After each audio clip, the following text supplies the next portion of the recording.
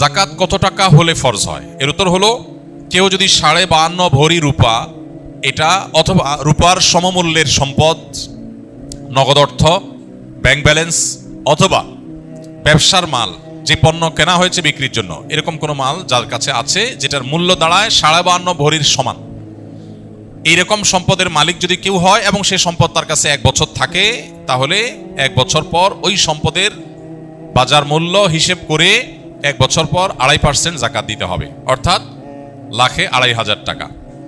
এভাবে হিসাব করে তাকে জাকাত দিতে হবে। বর্তমানে রূপার যে বাজার দর, সেটা হিসাব করলে প্রায় 2.25 লাখ টাকার কাছাকাছি হয় 52.5 ভরি রূপার দাম। এটা ভ্যারি করে, উঠানামা করে।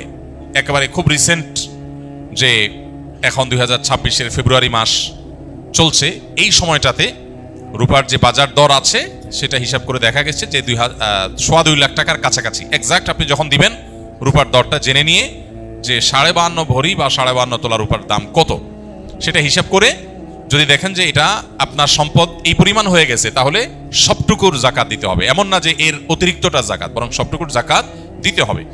জাকাত দেওয়াটাকে জরিমানা মনে করা, এটা কিয়ামতের আলামত। সহিহ বুখারীতে আসছে, নবী সাল্লাল্লাহু আলাইহি ওয়াসাল্লাম বলেছেন, একটা সময় আসবে মানুষ যখন জাকাত দেওয়াটাকে তার জন্য অর্থদণ্ডের মতো বিষয় মনে করবে, জরিমানার মতো বিষয় মনে করবে। এটা ভুল ধারণা আমাদের সমাজে। কারণ আমরা মনে করি যে জাকাত দিলে বোধহয় লস হয়ে যায়, কমে যায়। বরং জাকাত দিলে এটা তো আমার আখিরাতের অ্যাকাউন্টে জমা হয়ে গেল, এটা বরং আমার স্থায়ী হয়ে গেল, নিশ্চিত হয়ে গেল, বাকিগুলোর গ্যারান্টি নেই। এই জন্য জাকাত দিতে পারাটা সৌভাগ্যের বিষয়। আর জাকাত কখন ফরজ হয়? এর উত্তর হলো যে জাকাত ফরজ হয় প্রত্যেকটা ব্যক্তির অর্থ বছরের আলোকে। সবার অর্থ বছর একরকম নাও হতে পারে। ধরুন আমি জিলহজের 1ম তারিখে জাকাত দেওয়ার মতো সম্পদের মালিক হয়েছি, তাহলে পরবর্তী বছর জিলহজের 1ম তারিখে আমার জাকাত আসবে। কেউ যদি মুহররম মাসে জাকাত দেওয়ার মতো সম্পদের মালিক হয়ে থাকে, তাহলে 1 বছর পর মুহররম মাসে তার জাকাত তার উপরে বর্তাবে। তো জাকাত বর্ষ এটা নির্ভর করে ব্যক্তি কখন সম্পদের মালিকানা আসছে তার উপরে।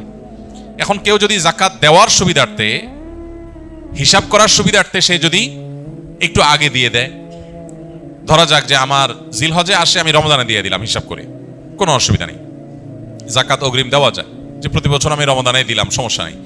আমাদের সমাজে অনেকে মনে করেন রমজান মাসেই জাকাত দিতে হয়, জাকাত রমজান মাসেই শুধু দিতে হয়, এমন কোনো কথা নেই। তবে এটা ঠিক, রমজান মাস আমলের মাস, সওয়াবের মাস, এ মাসে আমরা বেশি বেশি সওয়াব হাসিল করার চেষ্টা করব ইনশাআল্লাহ বিইذনিল্লাহ। সেই জায়গা থেকে আমরা নফল দান, অন্যান্য সাদাকা করব এবং বিশেষভাবে যদি জাকাত দেওয়ার চেষ্টা করি ইনশাআল্লাহ, সেটাও আল্লাহ তাআলার কাছে আমরা বিশেষ আজরের আশা করতে পারি।